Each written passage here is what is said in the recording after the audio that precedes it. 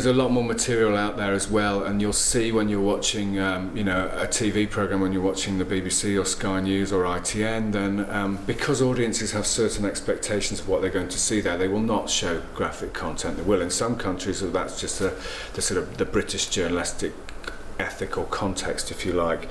But I think that is an issue, and I think it is much more readily available. But also, people do look through this material, but there's also so much material out there now that it's not like everybody's going to see absolutely everything. But I think there are issues there which people need to consider. But there's no way you can't sort of censor a lot of this stuff that is out there. And to be honest with you, anyone who wants to see, for example, some of the horrific videos which ISIS makes, it's not too hard to find them. Yeah.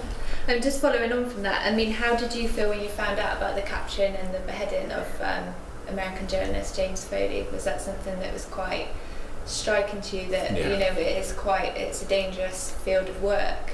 It's heartbreaking. I mean, that was an absolutely horrific case. I think, unfortunately, one thing which has changed in the last 20 years is that journalists themselves are much more targets, and people would date this to different departure points. I think possibly one of them is in Yugoslavia in the 1990s.